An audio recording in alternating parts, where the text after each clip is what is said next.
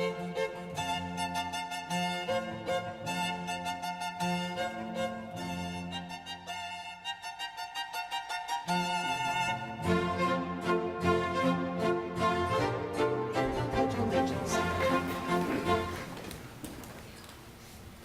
pledge allegiance to the flag of the United States of America and to the republic for which it stands, one nation, under God, indivisible, with liberty and justice for all.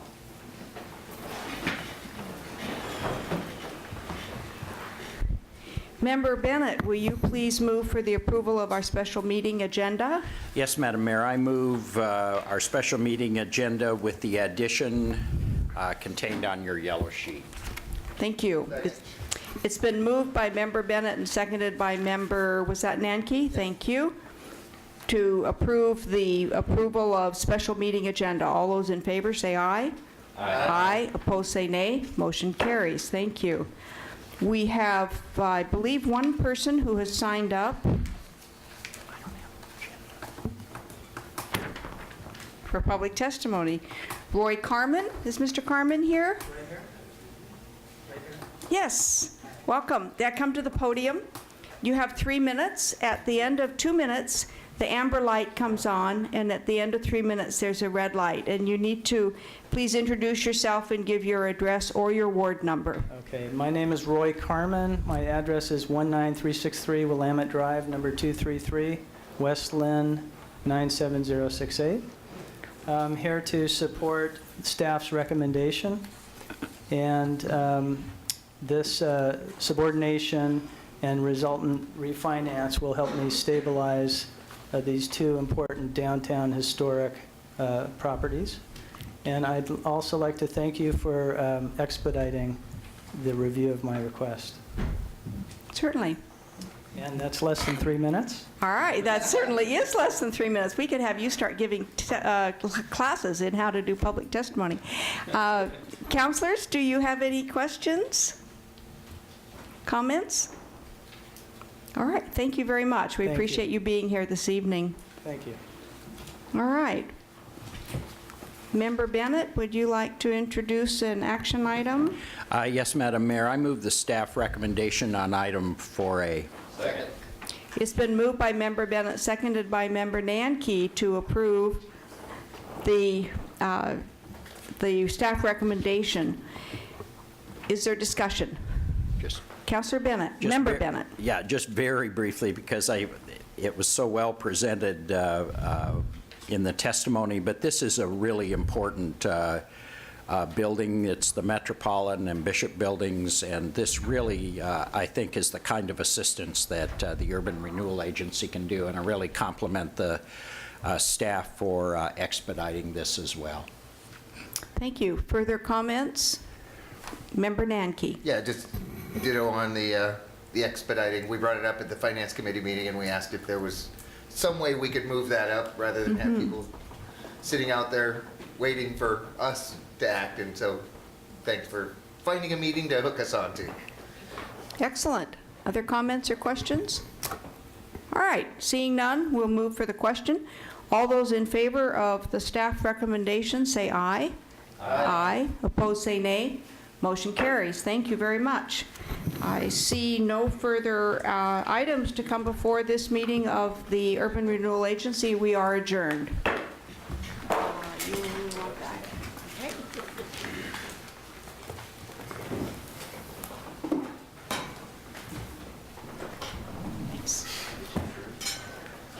All right, see, that's how quick we can move. We can make it happen.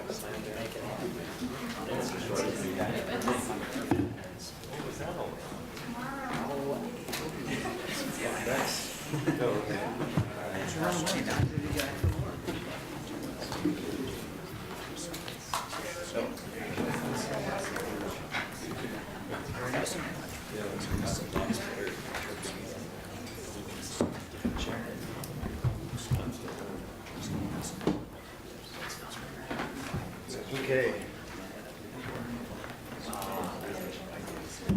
All right, I will call to order our joint meeting of the City of Salem Budget Committee and the Salem Urban Renewal Agency Budget Committee for Wednesday, May 8th. And let's have a roll call, please.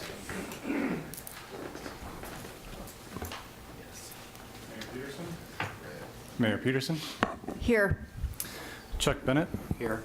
Laura Tesserler is absent, Member Mnatke, Here. Member Clausen, Here. Member Dickey is absent, Member Thomas, Here. Member Bednarz, Here.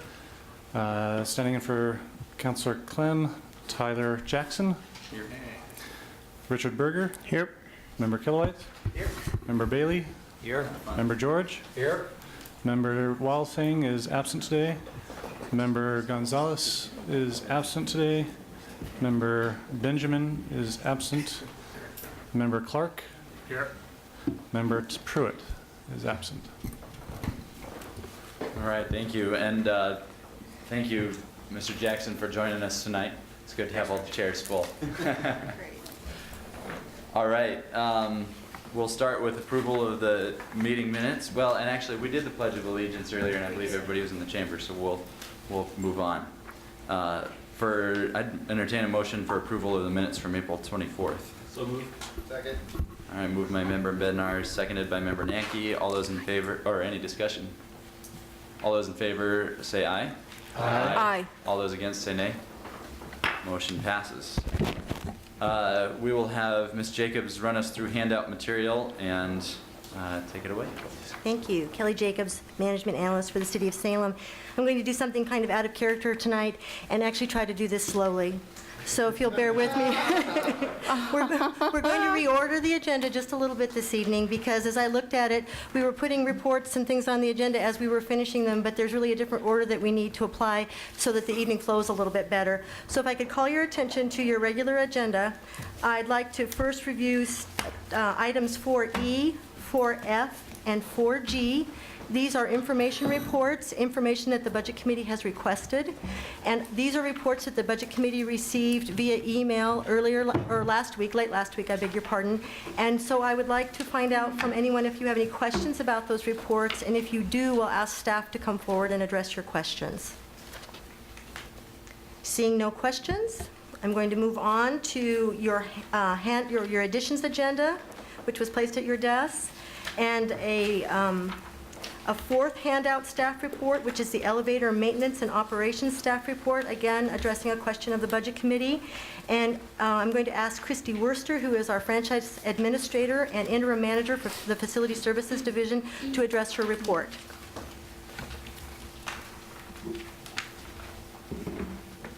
Thank you. Good evening, Chair Clausen, Mayor Peterson, and Budget Committee members. It's a pleasure to be here this evening. Serving as the interim manager of facilities over the past few weeks has given me an opportunity to really delve into the professional work that our facilities staff has been doing. And I must say that I'm very impressed with the level of detail that goes into the contracts associated with elevator maintenance and renovation. So we put together this staff report, and you'll see that it highlights just the various contracts we do deal with, primarily the ongoing maintenance contract, which is currently with Kone. And the Kone documentation as to the service request history should be attached to your report this evening. You'll see that we have 17 elevators at 8 different locations throughout the city. And as was expressed by the Budget Committee previously, I believe the Pringle garage was mentioned. But if you look at that report, there were actually no service calls in the last year at that particular site. And we feel that that's attributable to the renovations that have taken place recently. The one that we believe was of most concern is the Chemeketa parking garage. And as you know, that project has been advertised, let, and is underway. And we hope that that project will also alleviate future maintenance concerns at that site. If you move on to page 2 of the staff report, the other topic that we talk about is the selection of a replacement elevator. We actually call it a modernization. which includes several components. And the project for the Chemeketa Parkade is anticipated to be $740,000. Not only does that include the modernization of the elevator itself, but it includes the replacement glass at the location, which is currently not up to code standards. And it will be laminated glass that's over 60 feet tall when we're completed. Also a steel frame structure. So it's a very comprehensive project, very costly. And what I would like to also add is that the average lifespan of the elevators is 25 to 30 years. And we have really seen longevity with our elevators. The elevators at the parkades receive extensive use by the public. There's transient populations and a lot of vandalism at these sites. And so it's very critical that we identify solutions in providing equipment that can withstand that. And that's why you'll see the substantial cost there. Other than that, I believe we've addressed, hopefully, the majority of your concerns. If you have any additional questions, I would be open to commenting on those. And I have Bob Miller, our project leader here in facilities operations, who can answer any technical questions you may have. Any questions from the committee? Member Bennett? Thank you.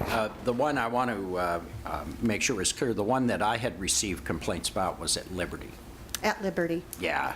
And I'm just looking at these, and I notice that it appears as a percentage of units. If I understand the summary of service requests, the service request history, it appears to be the most commonly,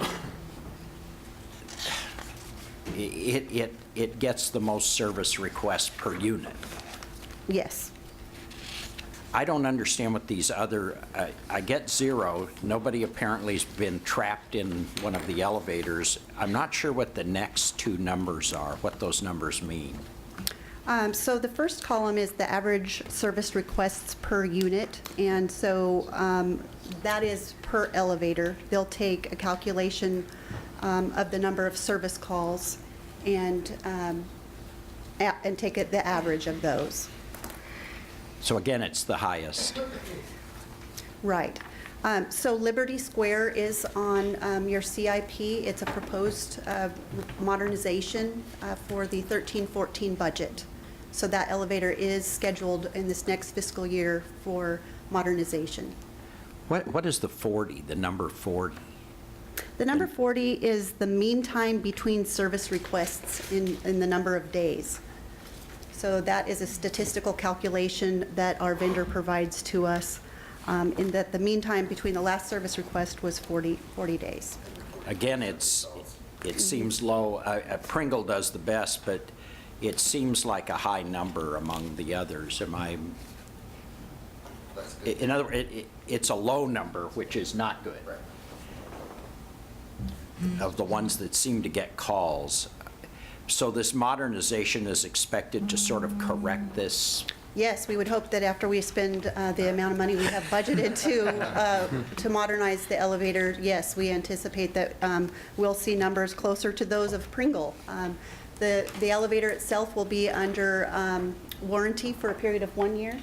And so all of those service calls will be addressed under warranty within the first year, certainly, so the city will save some money there. And beyond that, we hope that the modernization will reduce the number of service requests that we have. We'll still have ongoing maintenance costs and preventative maintenance service, but we will hope to definitely minimize the number of repair-related responses that are required at that site. And modernization is also occurring at Chemeketa, did I hear you say? Yes, yes it is. What about that one at the library? That thing is... It's very old, and Bob and I were talking about that earlier. That particular elevator, do you know the age of it? It gets less intense. I mean, there's a great number of uses every day, but not an impact in an impactful way, if that makes sense. It's not being abused. Okay.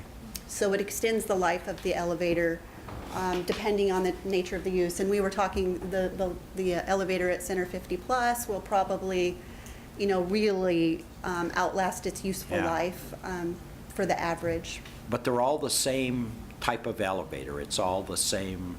Well, there's, is it 6 major companies that either produce or maintain elevators throughout the state. Well, I'm just looking at how well the Salem Public Library one is doing. Is it a brand, or is it just the use pattern results that way? Do you have the information on that?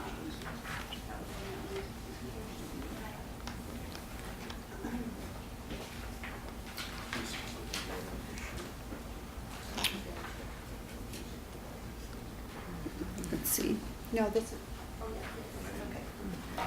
So the old elevator, the oldest elevator at the library was constructed in 1972, and it was manufactured by Otis. Yeah, okay. Are these other Otises too? These two at Chemeketa and? The 4 elevators at Chemeketa were produced by U.S. Elevator. The elevators at Marion were manufactured by Dover, Liberty Square by Westinghouse. The one we have under contract for replacement at Chemeketa, it will be a ThyssenKrupp. Okay. Well, this is a really good ad for Otis. I don't know. Thank you very much for looking at it. You're welcome. Thank you. What brought this up Member Nanke? the last time that we had talked about this was talking about it was actually Member Bennett that had talked about always going towards the low-cost provider.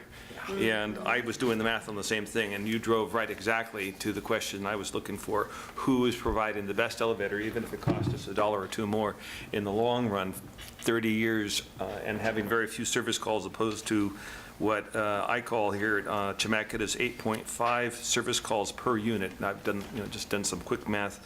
Salem Square, Liberty Square was at 9, and yet Salem City Hall's at 0.5 service calls per unit. It's quite different. I just want to keep that in mind. We don't always look at the low-cost provider. In the short term, that's great. In the long term, it's obviously not paying out. Member Danke? Thank you, Mr. Chair. What is our most common failure mode? I mean, what are those 18 service calls or 34 service calls? What are the majority? Are they all the same thing, or does it vary? Good evening, Bob Miller with Facilities. Most of our service calls with our elevators are related to doors.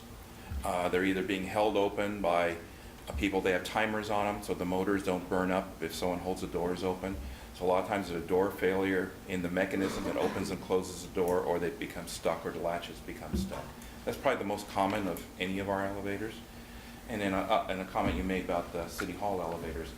The 2 elevators at City Hall, the one in Peace Plaza in the library, and the 2 at Pringle have already been modernized within the last 2 to 5 years. So they are all brand new components, and that's why you see such a low failure rate on those elevators. Once the elevator has been totally modernized, and the modernization includes all new cabs, we're trying to do vandal-proof cabs, all new control systems within the machine room, all new pumps, all new piping.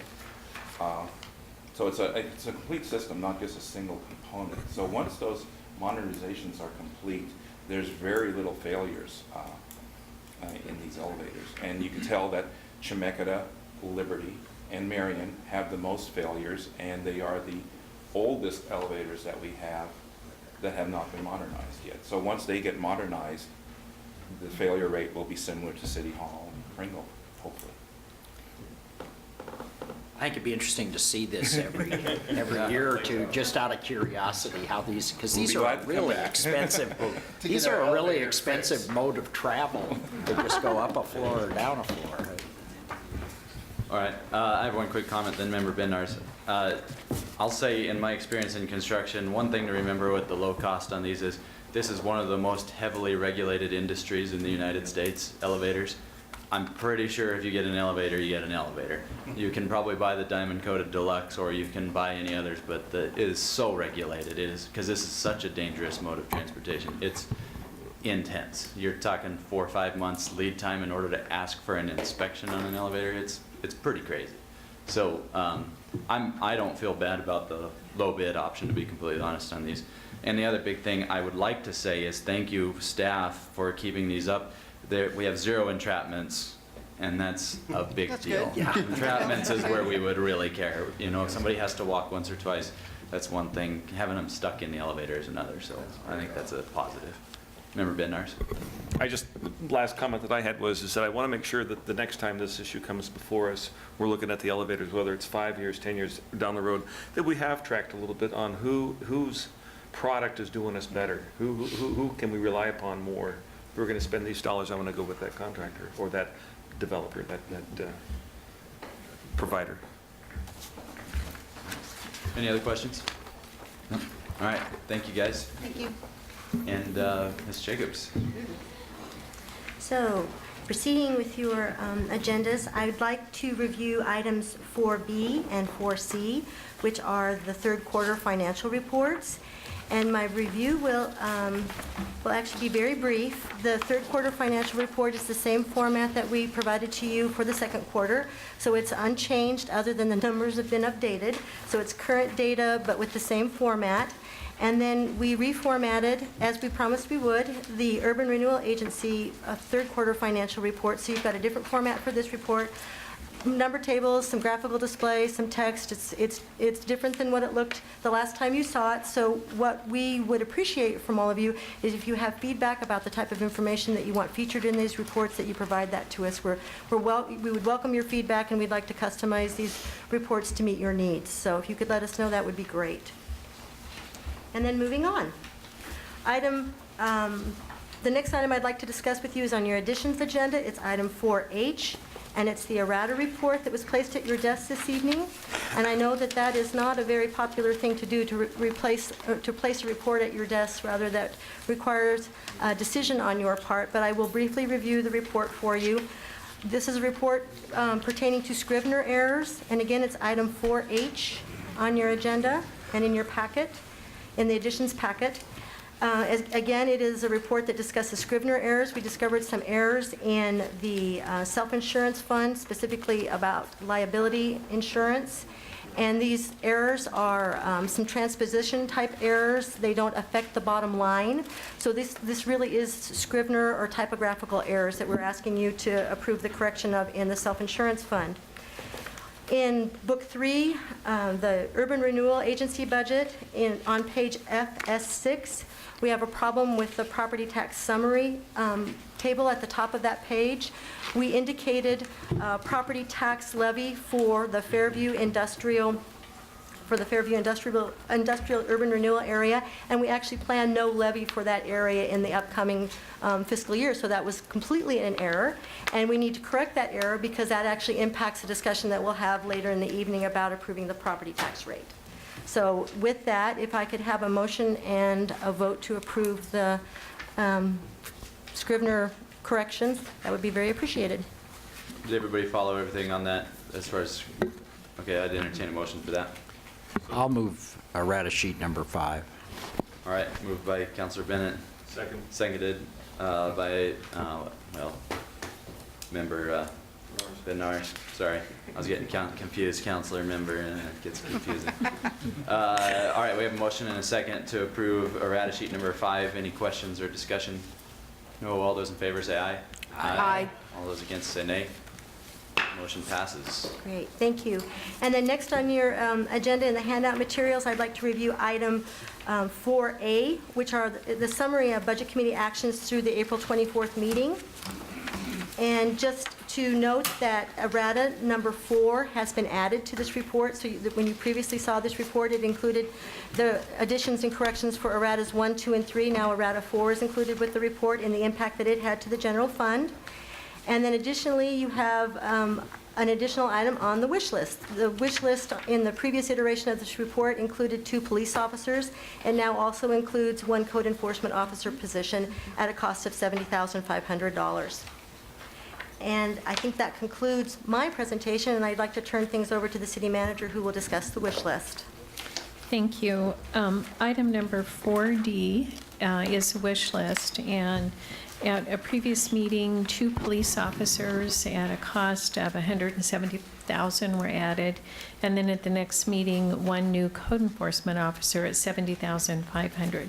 So I've gone through the budget very carefully and looked at council goals and understood that council and the budget committee probably are not interested in cutting a position to add positions in other service areas that you've where you previously expressed support. The police chief and I met to talk about were there other things in the police budget that he felt were lower priorities than adding the 2 police officers. And the conclusion we came to, I think we knew that up front, but he did submit his budget and what he thought were the priority needs for the department. And in rethinking it again, we didn't find things that we, programs or activities that we thought were at a lower level than the additional 2 police officers. For code enforcement officer, we also looked at the budget and looked at the community development budget. As I made recommendations about what to add, and I'm sorry because these seem like pretty significant things to cut, and I know they've had support. They are what would be next on my list as we have to cut, a year from now potentially, or 2 years from now, another $1 million. And so I put them here. One is the West Salem Library. We've talked before about, we thought originally we might have to end that service, and I know you have not wanted to do that. That's $106,000. And then reducing the social service funding, we have about $417,000 in the budget. If we wanted to add all 3 positions, we could reduce that, and that would impact 7 areas for food assistance, hotline referral services, emergency direct aid, day shelter for at-risk and homeless youth, and case management issues. And I know these are tough choices to make, but I think the message is that's where we are with the general fund budget in terms of tough choices as we go further. The other option, of course, would be to add 1 police officer or any one of the 3 positions. Another option I've talked to a couple of counselors about is we could see where we are as we get a little closer in the next couple of weeks to how much carryover funds we'll have next year and what our ending fund balance will be. And maybe instead of adding ongoing every year costs for the code enforcement officer, we could do a seasonal position for at least 6 months next year until we know a little bit more for next year's budget, next year forecast, where we might be with any PERS savings that come about, and what our end of the year balance will be in the general fund. Thank you, Manager Norris. I think I'm going to ask first the committee if anybody has a motion they want to put on the table, because sometimes it's a little easier to discuss these things with a motion.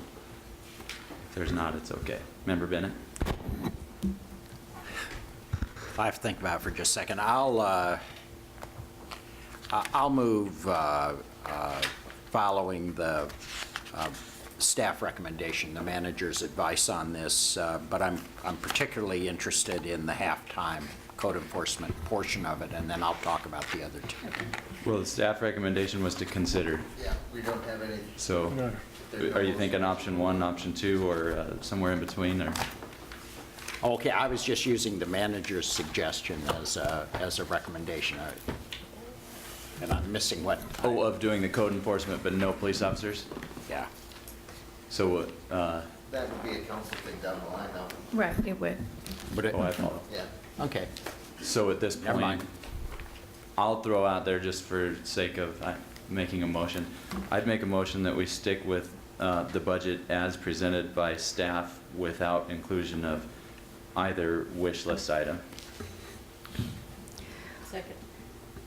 Okay, moved by myself and seconded by Member Thomas, and I'd be happy for discussion. Discussion? Yeah, Mayor. Thank you. I encourage the Budget Committee to not support that motion, but instead to I'll offer a substitute motion that we reevaluate the items on the wish list at the end of our budget hearing process, just in case there have been some additions or further information in terms of revenue. And so that would be my recommendation. I'll second for discussion. Do you mean after that gets to the city council? That public hearing? I was Or this thinking public hearing tonight? that with the entire Budget Okay. Committee, Okay. that we discuss it then. Well, I seconded for discussion, so. Thank you. Mayor, would you like to discuss further, or? Yes, I would like us to have the opportunity as a Budget Committee, again, to look at those positions after we've heard the bulk of, all the rest of the budget considerations. And then possibly at that time, the Budget Committee could make a recommendation.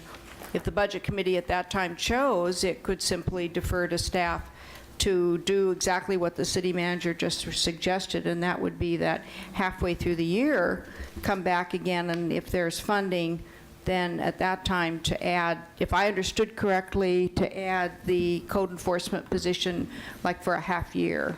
Right, and I think we will have enough information about our ending fund balance by the time in June 10th, when the budget comes to the council. You could make that decision at that point if you were interested in doing so. Okay, good, thank you. If I could ask a question of the manager. Tonight, we are looking at making the final recommendation by the Budget Committee. I'm wondering if we hold this and hold these open, are we asking for another meeting of the committee? Yeah, we've finished the presentation portions of the budget at the last meeting, and so the meeting tonight is really to set the tax rates and to pass a balanced budget on to the city council, and to hear from members of the public. Although I don't see any members of the public here this evening. And actually, Manager Norris, I think maybe the other pertinent question would be, how much money are we talking about for a 6-month part-time position? And I would like to hear from the rest of the Citizens Committee members who would not be in the discussion if it came back to council, kind of their perspective. But how much money are we talking about where that would be a modification by council alone? Yes, and Ms. Woods, if you would recommend it, or come to the podium. Vicki Hardenwoods, your Community Development Director. It's about $25,000 for that 6-month seasonal position.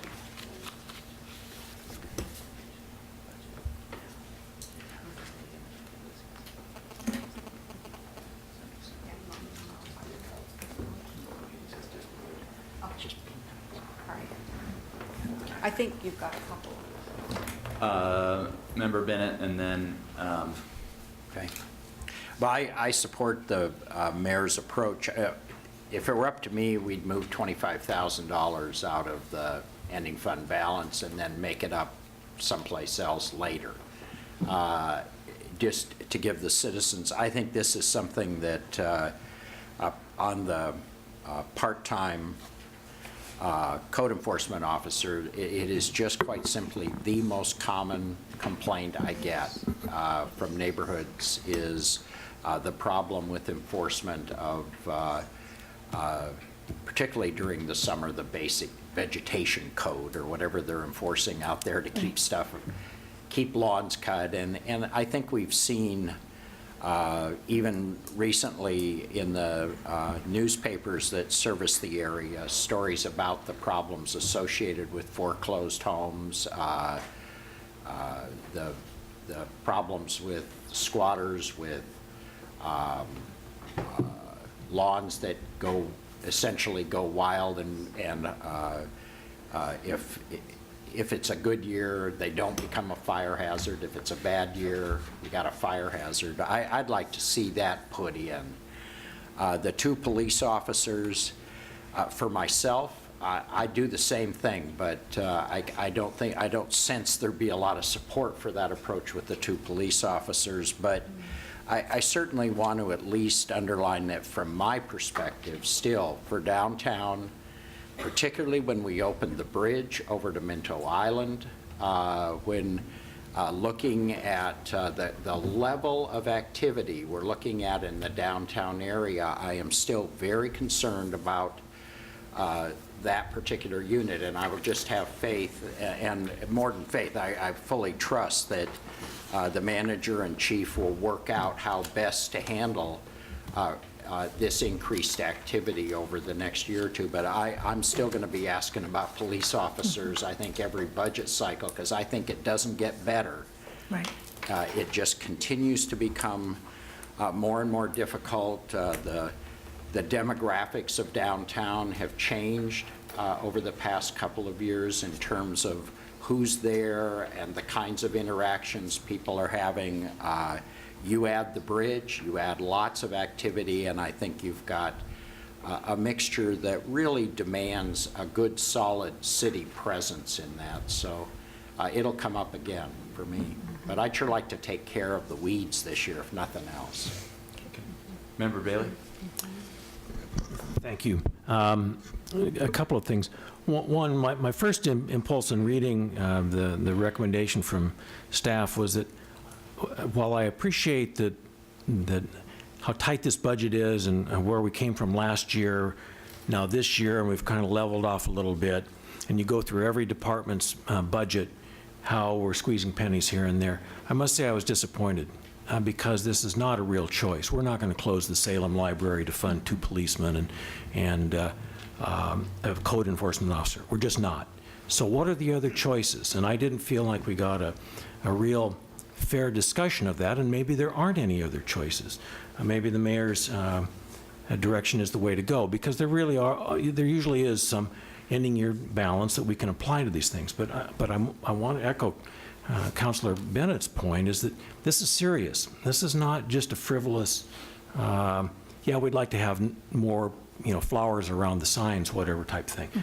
We're talking about the quality of life and the image of our city. So if we're not going to specify dollars at this point, I, for one, would like to make it very clear that this is a high priority for council action as we go through the new year and see what funds are available, because, and I would encourage the chief to keep hammering on this, because, as I say, I don't want Salem to end up being like Josephine County and, where it's basically law and order has gone out the window. So I'm going to support the mayor's motion.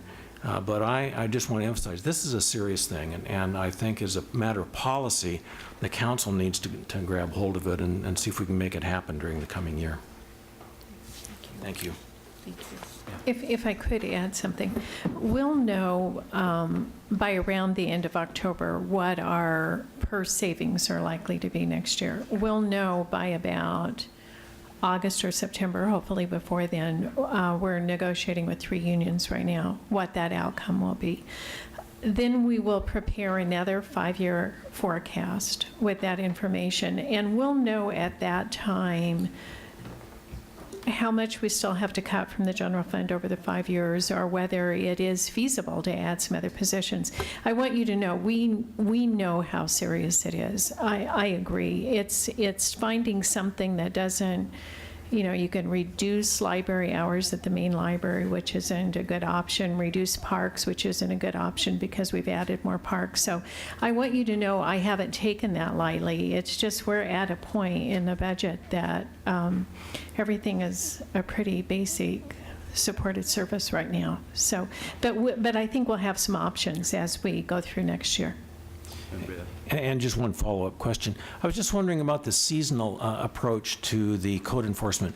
I thought that's a good idea, but I'm wondering, who do you get for a seasonal hire, and how effective can they be if they're not in it sort of long-term and get to know where the problem areas are and some of the personalities involved? Because that's not an easy position to undertake. I wouldn't want to do it.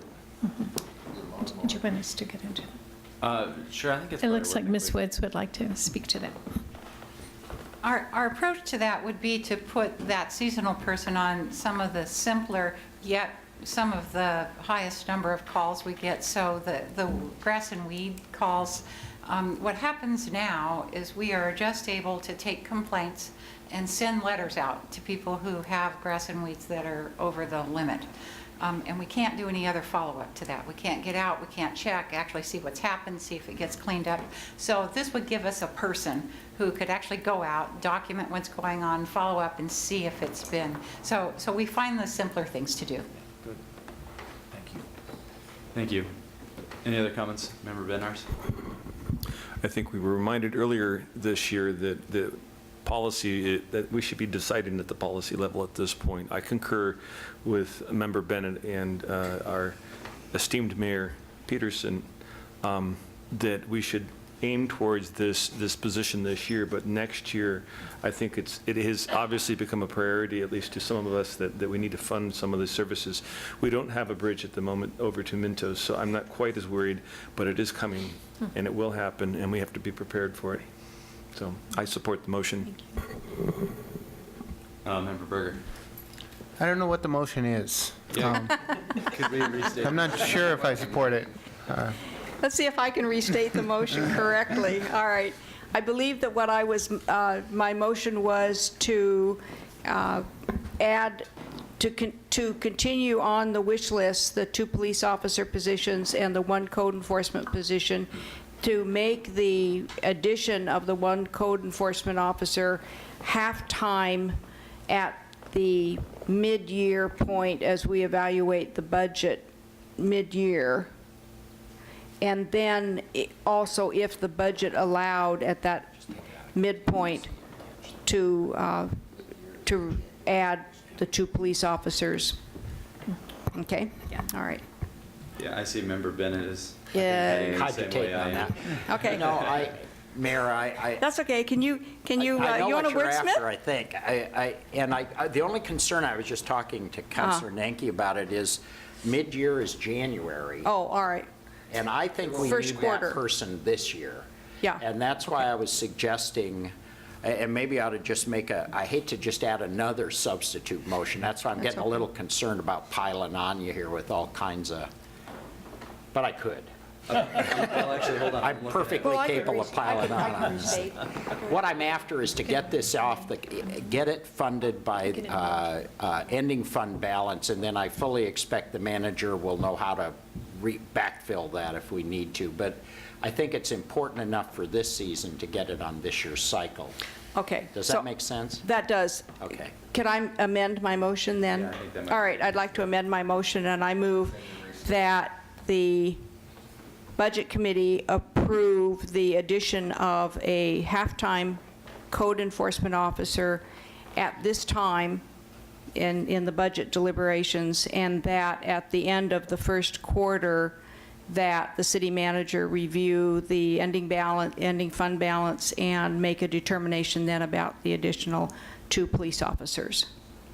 Is that right? Okay? Got it. All right. Okay, I will. Do I have a second? Yeah, I was the second, and I'll concur. Oh, thank you. All right. All right. Any discussion? Yes. Member Berger? Sorry. That's I'm good. just trying to understand the motion. It's purely what my goal is. Our task is to pass a budget, not a budget with wish list items, and pass that on to the city council. So I guess I'm just wondering what form this motion would take. I can imagine the council amending our budget later and adding police officers or taking off police officers, but I guess I'm just wondering what our charge is, and are we doing that charge? The direction I would take from that motion is, as this, if it's passed, as this budget moves to city council, it would include a half-time code enforcement officer, a seasonal position. And then I would take as a direction at the end of the first quarter of next fiscal year, when we have more information about PERS and union settlements and that sort of thing, I would bring a recommendation to City Council about whether at that time I would recommend that we have the 2 police officers. Okay. So Go ahead. So just so I understand it, we are amending the budget with the approximately $25,000 for the seasonal code enforcement officer. And then we are just basically putting a note for the council, look at this after the ending fund balance and consider police officers. We're not changing the budget or our recommendation for the That's budget on my that. understanding. That's, okay. Thank you. Saw Member Nanki's hand up. Thank you, Mr. Chair. It always gets strange on the recommendations that come out of this body to council, because potentially, we'll see what our numbers look like. We could bring that person on at the beginning of June to start cutting weeds, because they're going to be up there. So, I mean, we could, as a body, say, based on the numbers we have right now, we recommend this, and encourage council to look for additional dollars to fund some kind of a community enforcement, and then to review staffing on police based on numbers that are forthcoming.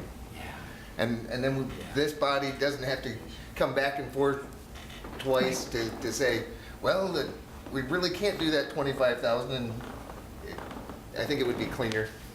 Depends on if people trust us to try to keep the weeds down as a council body. That's getting down in the weeds. There you go. At least below 14 inches. Yeah. So did I hear a...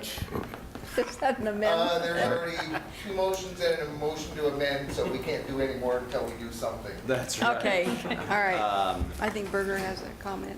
Member Berger. And from Member Nanki's statements, the motion is not to bring the budget committee back in June and bring it back in January. Or, No. We're giving our recommendation, and then you'll bring us back, not for this discussion. No, but just your regular quarterly meeting. Right. And we could update you then. Yeah. Okay. That'd be good. But it'll be in the council's hand, and our recommendation will be in council's hand, and they'll move forward with it. That's correct. The one thing I'm not clear about on the motion, and maybe the manager could help me with this, is where the 25,000 is going to come from at this time. It would come out of ending fund balance, so it would reduce the ending fund balance by 25,000. And I expect, we've had some reductions in overtime and other things, so I expect a higher ending fund balance, so I don't think there's a concern about doing that. Okay. Thank you. Member Cadley. Thank you, Chair Klassen. I'm confused about those 2 police officers. Maybe I'm just slow. So the motion is to think about it later again, if the balance permits? Or I understand the motion I got lost some was along the way. at the end of the first quarter that I would come back to City Council with the information about adding 2 additional police officers to the budget for next year. So we would do a supplemental budget request at that time. Okay. But this committee gets involved with supplemental budget requests, correct? I'm sorry? Doesn't this committee get involved with supplemental budget requests? No, that's a City Council decision as it goes forward. I'm trying to remember my local budget law class last year, and there was some threshold at what point the committee gets involved. The council cannot change what the budget committee recommends to council by more than 10%. And this certainly would not be at that level. Okay, thank you. I saw other hands, but I don't remember who it was. Member Nanki. Thank you. Again, just going back to the recommendation as it sits right now, is a half-time person, which means July 1st through January, or to January 1st. And again, the weeds will already be gone versus potentially being able to shift that forward. So I would like to leave that to department, and so they could either have a 20-hour-a-week person for a year, or they might decide to have somebody July, August, September, and April, May, and June of next year during the growing season. But I'd like to leave that to the department to handle. We'll allocate the money. That's what this motion does. Yeah. Okay. Member Bailey. Well, if I understand you correctly, one of your concerns is that the city brings somebody on board prior to the beginning of the next fiscal year, which is what our budget speaks to. So I'm going to leave it to you, Councilor Nanki, to come at your colleagues here between now and the 1st of July and say, hey, let's get find the money to get somebody on board even ahead of that. current So, budget. yeah, Yeah. from the current Yeah. budget, so I hear you. But that's not something we're going to decide here particularly. Yeah, it does. All right. Member Berger, did you have a comment? No. Any other comments? All right. Oh, yeah, go ahead. Sorry. That's fine. I'm trying to I- leave it open long enough so people I- can think about it. Yeah, or you can cut it off and get me not to think about it. I guess I want to hear from staff. The goal of this is not just complaints, but to enhance our law enforcement, our kind of overall law enforcement's ability to do work. And I guess I want to hear from staff that they think this $25,000 will accomplish that goal in doing some small part, a $25,000 part, not a 2 police officer part, but some small part, contribute to the police department and our code enforcement and the overall Right. helping our citizens feel protected, feel safer, I'll safer. start, and then if Ms. Woods wants to add anything. We do think it improves neighborhood livability and safety to have weeds cut and grass not to be a problem, and that we not have a proliferation of signs in the right-of-way, that sort of thing.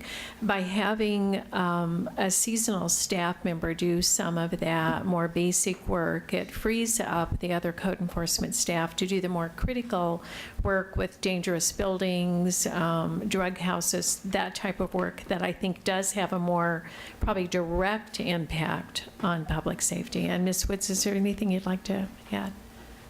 Only the fact, I don't have any actual data to bring forward. I'm sorry, I wasn't prepared to answer that question tonight, but key factor, especially with the grass and weeds, what happens and what we've discovered is that it's one of the first things in a neighborhood that's a sign that that house is vacant. And so what happens is people start moving in there, there start being vandalism to the property, and so that piece, which is mostly what this person would do, is concentrate on grass and weeds. It changes the neighborhood in a way that other kinds of violations might not. So obviously, even though they might have more to do with safety. So we think that's where the link is that it's kind of I think they call it the broken window syndrome. So when you start to see a house deteriorate, it starts to spin on the whole neighborhood to go downhill. That's where we think the link is. Thank you. Any other questions? No, I think I'm going to call for the question. So, all those in favor of the motion to add 25,000 for additional seasonal code enforcement officer, and for the recommendation that staff bring back information on police officers, 2 additional police officers after the first quarter. All those in favor say aye. Aye. All those against say nay. Motion passes. Thank you. We did talk about that one a lot. That's good. I think Ms. Jacobs has one more item, I believe. Is that right? Well, you know, actually, I think it's time for public testimony, if there are any members of the public in attendance. And I don't believe we have anyone signed up. Hold on, I want to make sure I'm up to where we are. We just finished our last handout material item, am I correct? Oh, yes, correct. I'm sorry, you're right. Goal setting is, And goal setting policy discussion, I'm going to open up the question, but pretty late in the process. Any goal setting policy discussions before we open our public hearing on the City of Salem 2013-14 budget? Member Bailey? I always find this a little, in the vernacular, a little bass-ackwards. Yes. To have gone through the whole process here and then to talk about setting goals at the end. But I think, that said, I think it's pretty clear that one of the goals that we've crept up on, and again talked about tonight, is the goal of providing as high a level of public safety and enforcement as we can for this city, so that, as we say, citizens feel safe in their neighborhoods, their homes, their persons, their property, and likewise to continue to make Salem a place with a good reputation for businesses and people and families to move to. And if there's a policy that has come out of this few meetings in a way that didn't really show up last year. I think last year the policy was do as little harm as possible. I think the policy this year is let's start building back some of our basic safety and enforcement capacity. Any other comments? Member Danke? Those are great points, and if we look at 5-year forecast and knowing that that line keeps dipping, and the top items on the chopping block are shutting the library down and taking away social service dollars, which are massively leveraged and do service for a lot of people in the community. I mean, I don't know if we'll necessarily be building back up that public safety sector without having to take away some other things that aren't as damaging as to what was actually recommended as top options today. I mean, we could have said, no, we'll suck it up and we'll deal with one IT person versus two. And there's still some movement in there, but we have to keep this business operating and try to maintain livability and safety for our residents. So it's like a three-legged stool, and it's wobbling. All right, Member Bennett? Yeah. I'm hoping for the next budget, rather than have social services presented as a package, sort of, we can cut them, is to have another look at social services and the way it's allocated along the lines of the comments by Member Nanke, which is the leveraging, coupled with its leveraging of certain social issues that we're confronted with in the community that really deserve maybe a tighter focus with more more spending or whatever it takes. And I think particularly of just from my perspective, having Ward 1 in the inner city is really what's beginning to feel like it's not rampant homelessness, but it's really become detrimental for the people who, obviously, for the people who are homeless. But I think also in the downtown area and in the inner neighborhoods, it is a major livability issue that really needs some focused attention. I hope social services can help us with that, along with other funds that are out there that deal with the attractiveness of the city, the livability of the city. That's one, and certainly hunger and things like that. We're making sure those are taken care of as well. Plus, I know the problem with such a small social service budget is so much of it also relates to law enforcement as well, and providing the kind of resources they need. So, but I hope it gets a real close look this time. And we've just begun that process, so I want you to know that we do intend to do that over this next year. Okay, great, thank you. No, that's good. Yeah, my comments are along the same lines as what Councilor Bennett just mentioned. We're talking goal setting and policy discussion. I'm hopeful of savings. I'm not banking on them. And I'm not, from what I've been hearing coming out of the legislature, I'm not hearing the savings we need to avoid the hole that I saw in the budget presentation for next year. So if last year we did do the least harm, if that was our mantra, this year we held the line and we didn't cut anything. Next year's going to be don't kill my safety programs. So we need to, as a body, commit to, and I'm saying this straight up as a goal setting, I want to see a goal of every member of our budget committee at our quarterly meetings when we get our updates from the city manager, because we're going to be having major discussions and we need to get the feedback to staff before they get their entire budget put together, because it's really hard to change when it's in this book. I mean, it's really hard for us to go back in May when we first start meeting and say, change this whole thing because we don't like the approach to the things we're having to cut. We're cutting to the bone next year, unless there's some miraculous savings that I don't see. And you know what? If we're talking goals, that's what I want to see. The entire budget committee in a conversation, helping to provide the policy discussion as we make these steps. And what I'm hoping to see from staff is a true strategic approach to our public safety. So Right. leveraging our dollars goes a long ways on these human services. And, you know, so what's the comparison of dropping $100,000 out of human services compared to dropping $100,000 out of a police officer, or $100,000 out of police, or out of fire, or even $100,000 out of the library? Because what Right. happens to those people who are going to the library? Right. That's really, I hate to sound real negative, but next year is not going to be a fun one, I don't think. So I would really encourage, I just did a quick count. We have a quorum of the budget committee by 0. Yeah. Right. We have 11 budget committee members here tonight, and that does not thrill me. Not at all. And I'll tell you what, as we move into next year where we've got serious policy discussions as the city manager is making her budget, unless, like I said, I will keep my fingers crossed we're going to have some savings that are going to help us not cut a ton, but that's really not acceptable.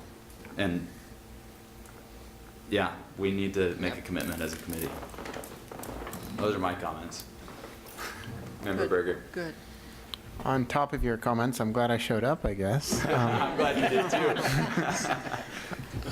But I do want to note, outside these walls, two things are really going to affect next year's budget, and that is what the legislature does over the next 3 months, and the union negotiations, which the budget committee will not be a part of. And I think everyone needs to be aware of those. That really sets the stage and sets the rules on what we play by. It isn't just what goes in that book. That book's based on things that are out of the budget committee's hands largely. So I just kind of want to put that on the record. And I do want to say this has been a pretty good budget year. Thank you for all working well together and being constructive in your questions. Thank you. And I don't want to be argumentative at all, but I agree with you. And that's what I think that was actually to the point of what I was saying, is that we have a couple major things coming up that are out of the budget committee's control, and to some extent out of city council's control on the union negotiations. I'll tell you what, we are very limited by state law. And once those finalize out is when we're going to be having our first quarterly discussion as a budget committee. And I want to see the whole budget committee there, so we're talking policy as that happens.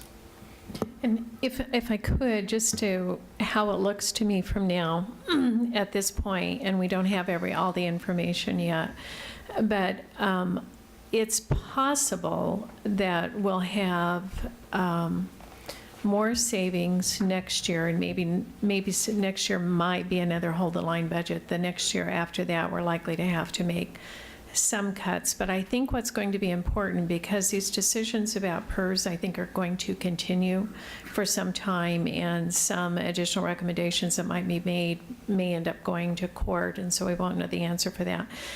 What I think is important is we not start spending all what we hope are going to be the savings, but either before we have them or before we know what's going to happen in 2015 and 2016. So it's getting better. I think the economy's getting better. You know, as I said, when we started this process, I feel like I can see a little bit of light at the end of the tunnel.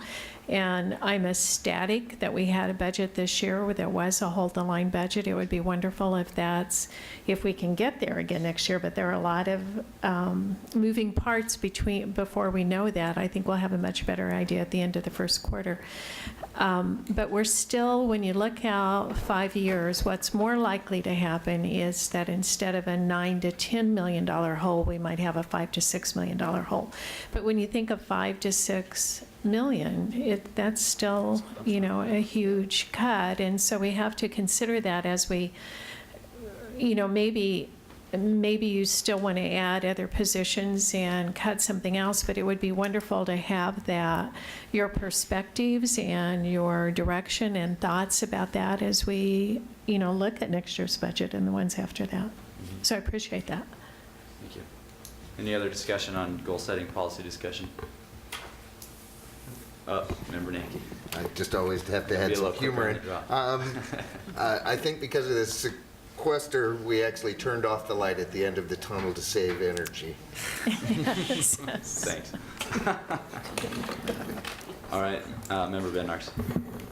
Since I am, well, at this point, not new, but at least new to this particular process, I don't know when our city manager starts to put together the budget, but it sure does seem, from your comment, that we should have been talking about this perhaps in the fall, several months before, much like the council has done, had several work sessions on goal setting, just to get us thinking about where are we headed, what do we want to do. I personally would like to see that happen, because you're right, Chair, it is difficult once it's in here. I'm really working hard on policy, and that's why a lot of my comments have been next year, because that's my way of setting the policy today, because I know I can't really get into this without disturbing a lot of things. So I'd like to see something worked on late in this year to get ready for next year's budget, prior to when you start putting it together. And as I say, we'll do, earlier than before, but we'll do another preliminary 5-year forecast in about the end of August. And then we'll do our official 5-year forecast in the December-January timeframe. And so in the fall, I think we can start having some preliminary discussions about not just what you want the budget to be next year, but what you're thinking out maybe 2 or 3 years out. Okay. Mayor? Thank you. You know, along those lines, I would like to say that I would suggest that in the fall, we have a reconvening of the entire budget committee and have staff prepared to give sort of a budget 101 once again, because I personally was dismayed just last week having a conversation with a leader from the community who honestly still believes that we have an option with regard to PERS payments, that we have an option as to the way that we negotiate with the unions. And I would like to have a more extensive conversation in public with those people from the public who have those perceptions, because what happens is, without that conversation out in the public, we end up, each of us, sort of being under the barrage of their criticism that we've not done it correctly, we're not doing it right, we're not doing enough. And I feel that it is the entire community's responsibility to figure out how we're going to allocate the resources that we have, and that's why we have a public budgeting process. But also, we need to have a public discussion about revenue and revenue sources, and that might be a way to also bring that about and to bring those voices into the conversation early on, so that, again, it's not simply a matter of, after we've been sitting here for 2 or 3 weeks, then getting the message from the outside that we're somehow at fault for the problems that we have. Right, right. Member Calavet? Thank you, Chair. Just want to make a general comment and to nobody in particular. This what was, I think, a very civilized conversation the last couple of months, but one of the things that I was secretly hoping for is just some more creative thinking just in general out there for additional revenue sources. Besides just raise the fee here and add another fee over there, that's the stuff we've always done. But I was thinking of like the bridge up in Portland, they have lights, and you can actually determine what lights you want there for a small fee. So if you're a Duck fan and you pay your fee, you can have that bridge in green and in yellow. That is creative marketing, and that is awesome, and that's the kind of stuff I'm looking for. We have a bridge too with cool lights. Last time I checked, it was purple. It's a cool color, but see, that kind of cross-marketing type creative, out-of-the-box thinking, I wish we had some of that in this community, and maybe our business community is better at it than us bureaucrats, and I'm including myself because I'm a state employee. That is usually more difficult for us, but I was so hoping for something really creative, out of the box. You know, maybe we need to sell naming rights to a parkade, and that's how we fund the police, you know? Maybe the West Salem Library can be named the Roth Library, and we have a little sponsorship going there, but there's got to be stuff we can do. We have a lot of assets we can work with, and some of them we don't really use a whole lot. And so this is my plea in general for creativity and out-of-the-box thinking, because there is money out there, and we need to tap into it somehow. Thank you. Thank you. And actually, those ideas are the great ideas for when we're meeting more offline in the fall. And that's a great spot to start talking about some of that stuff. Or now. Or now, as we make our vote. So, all right. Any other conversation? All right, let's open our public hearing for the City of Salem 2013-14 budget, and I believe Mr. Nider, you're going to open that for us? Or you will open Actually, I'm not quite sure. that one. This is a public hearing, and you can ask if any members from the public are here who wish to speak. I think so. So I guess maybe just to be technical, I'll hereby open the public hearing for the City of Salem 2013-14 budget. And are there any members of the budget or of the public who would like to speak? I see none.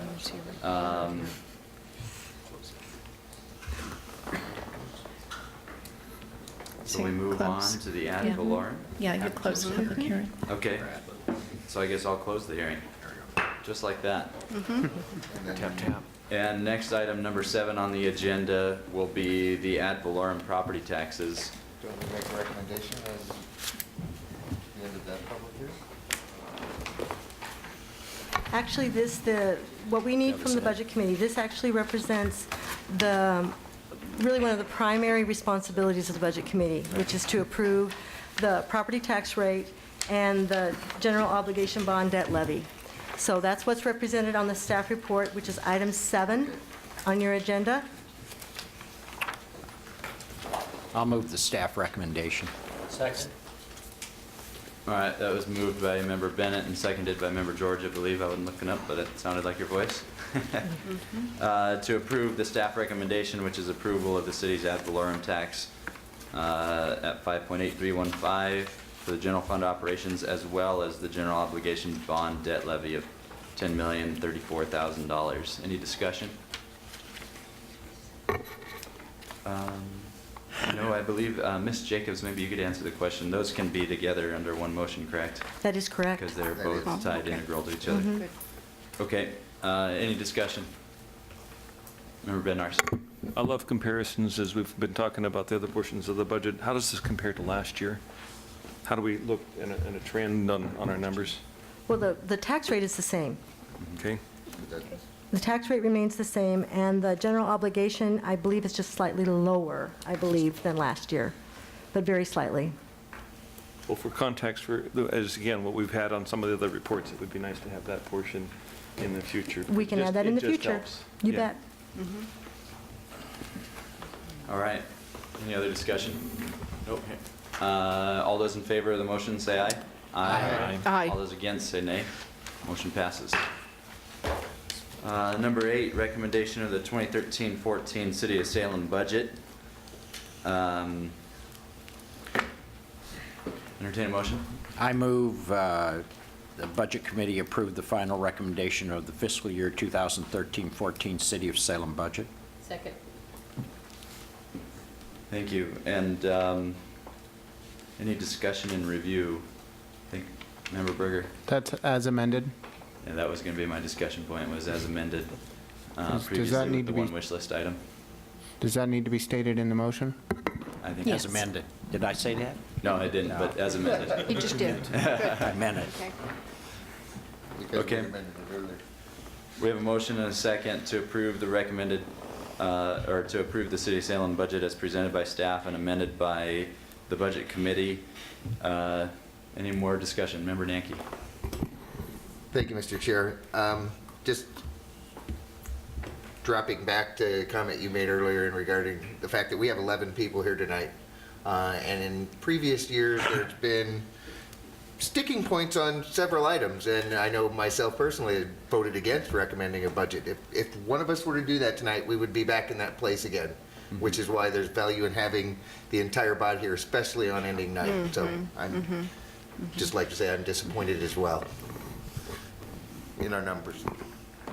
I have something to add. Yeah, Madam Mayor. Yeah, I don't want to be mute on this. I want to add my voice to the extreme displeasure that I have with the lack of attendance by certain counselors who have consistently chosen other activities rather than the Budget Committee meeting, which was an obligation that I thought we all had made in the very beginning when we approved the schedule and when we made the commitment to serve on council. And I'm extremely disappointed with the absences that we're seeing here tonight and other nights. And I would hope that there's going to be a change in that.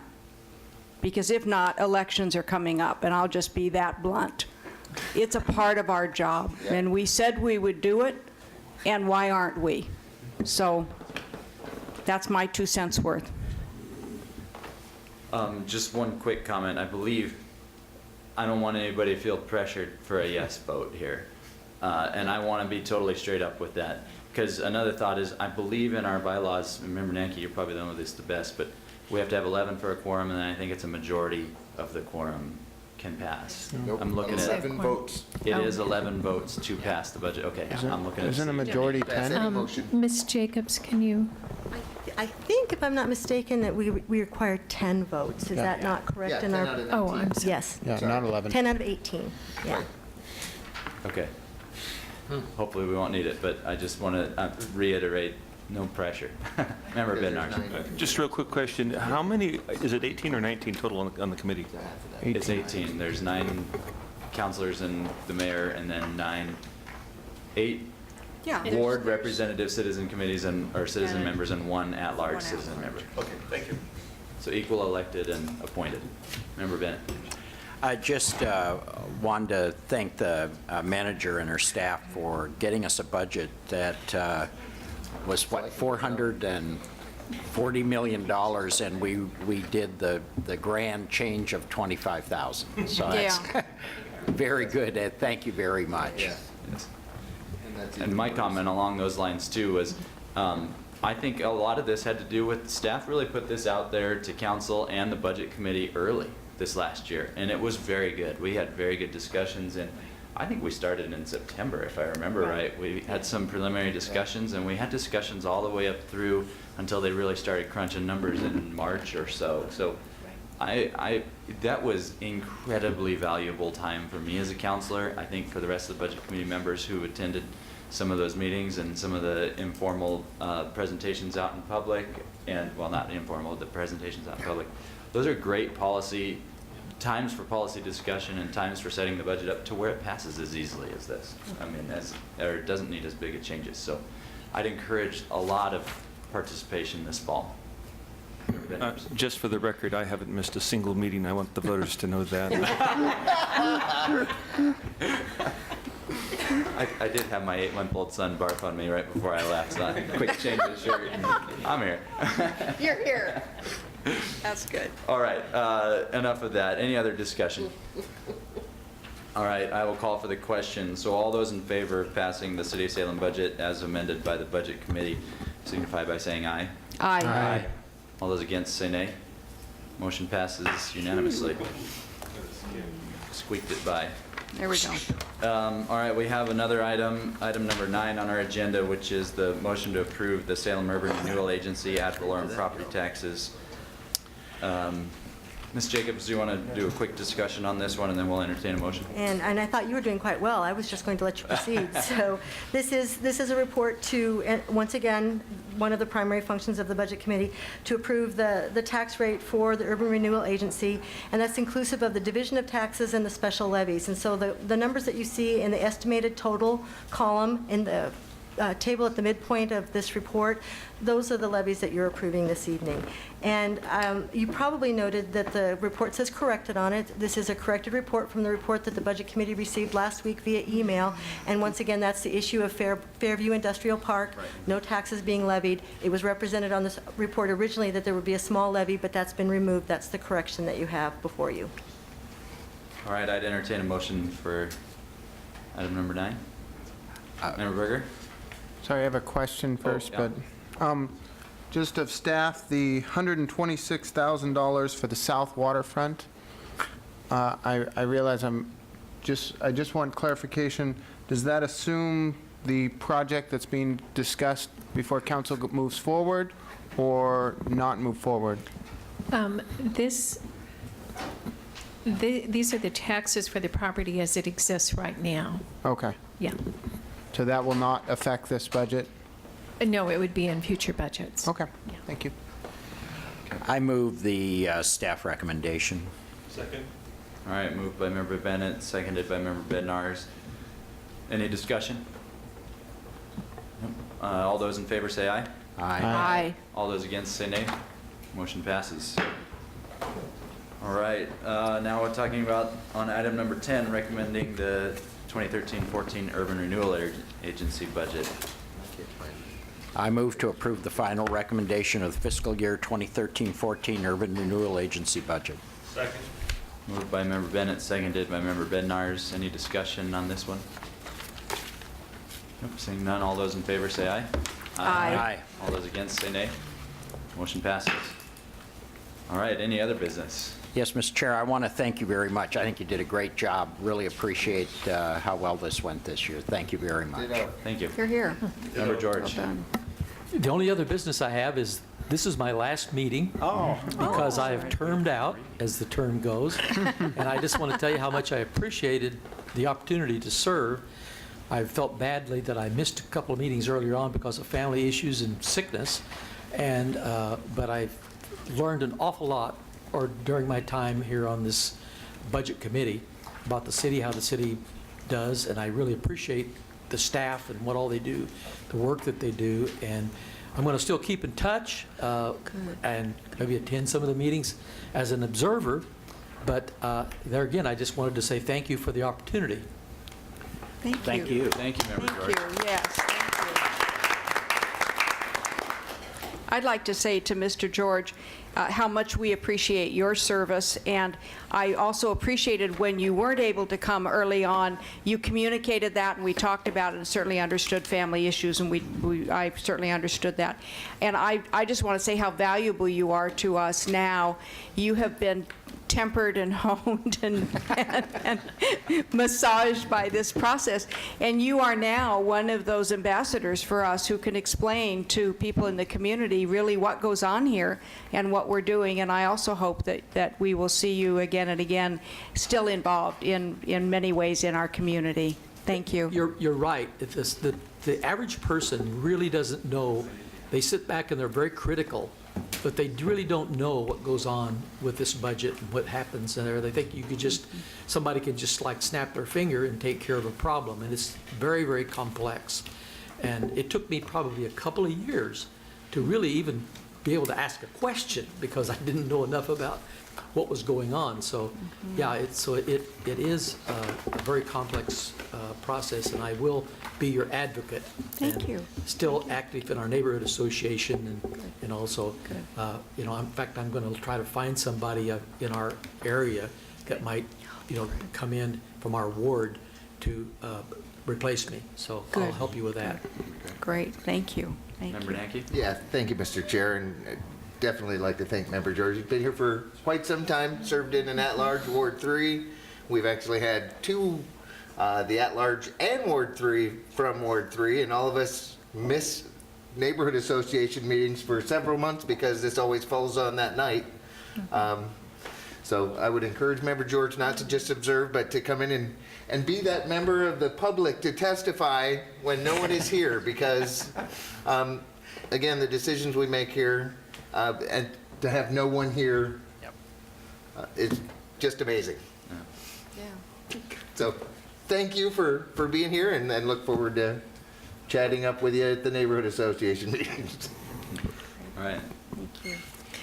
I just wanted to say that I thought the discussion from the Budget Committee members this year was really good. I really appreciated it. I think in the time that I've been city manager, maybe these are some of the best discussions that we've had and really thoughtful questions. So I appreciate your time and your interest. And I want to say one more time to Kelly Jacobs, Alicia Blaylock in Public Works, Chris Snyder, Callie, Renee, Deborah Bond, everybody. As you know, we have not had a budget officer this year, and they have just done a remarkable job of pulling together and putting all of this information together. It just is another example of what great staff we have here in the city, and I want to thank them publicly again for their hard work. Yay. Very nice. Thank you. Absolutely.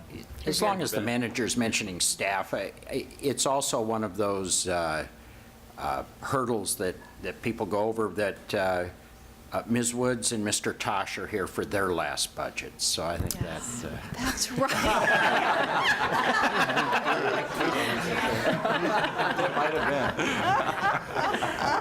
And the disappointment, you can see. Yeah, you can. They're excited to have It's their almost Wednesday nights carrying their back. face. They may come back and testify as well.